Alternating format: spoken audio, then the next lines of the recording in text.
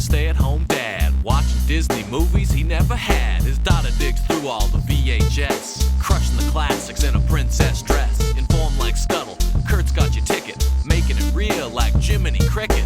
Most are off the Captain Hook, but if the Tweedledum, he'll be taking more shots than Bambi's mom. Leaves him raised like Simba, or cracked like the beach dishes. He'll show you a whole new world, you won't need 3 wishes. Stay at home, Disney Dad.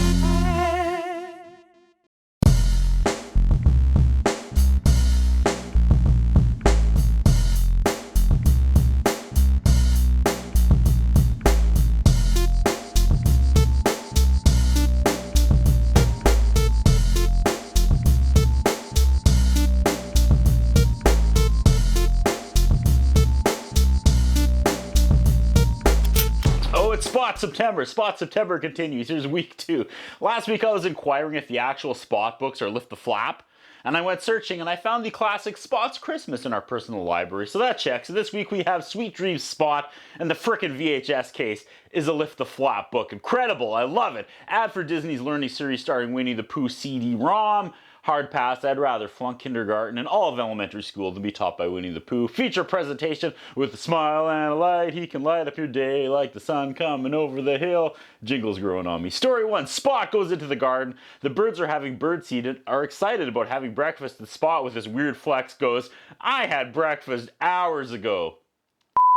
The birds roll their eyes. He meets a frog that sounds like an old man. He and his unemployed dad water the tree, but like with a garden hose, and that's not how dogs water trees. That's pretty much the story arc of this one, folks. They water the tree. Up next, Spot loses his bone. His mom gets him to check his toy box. These short stories on this tape seem to be moving much slower than last week's outings.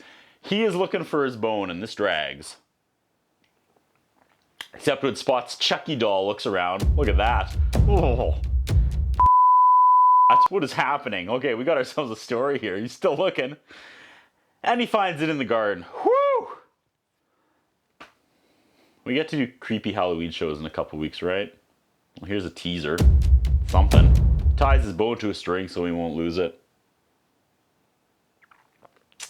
Up next is one called Spot's Favorite Toy. He's playing ball with Tom the alligator outside. Spot thinks this ball is his favorite toy. Spot asks his mom if he and Tom could come inside and play, and she says yes, but not with the dirty outdoor ball. So now he's going to play with his favorite indoor toy, a train. Tom wants to play with the cars, which are also Spot's favorite toys.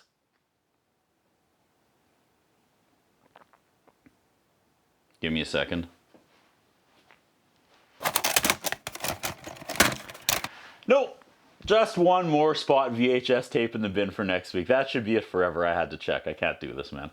Tom suddenly, out of nowhere, has to go. Probably has a pocket full of Spot's toy cars that he stole. That was a sudden exit. Was super suspicious. Now Spot plays blocks with the blue hippo. Spot says they're his favorite toys. Mom nags at him about playing blocks, and Hippo's like, it's weird here. I think I'm gonna go home. Mom chucks Spot in the bath, and he says his boat is his favorite toy. This running favorite toy gag is really annoying my daughter, who meticulously assigns rank to her toys and claims there can only be one favorite toy, and she's not wrong.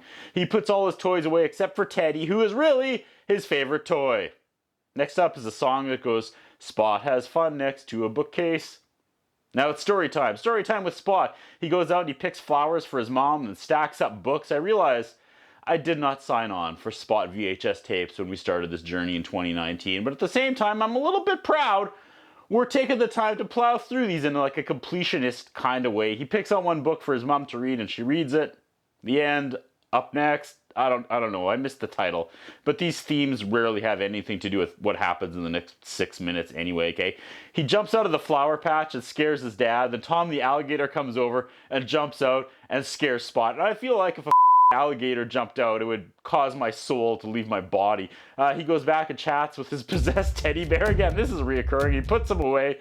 And here we go. He goes to bed, like on the VHS cover, and whoever is playing in the band that does the musical score, like the background music for this tape, just goes into business for themselves, starts soloing poorly on the recorder or whatever that is.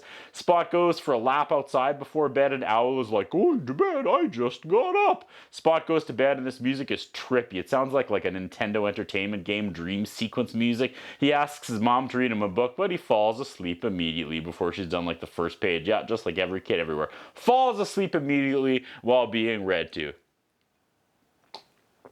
Hey, author, was it Eric King? That never happens. That's what I think about. What do you think? What we have is a concern about Curtis Anderson. His interviewing style is not the best.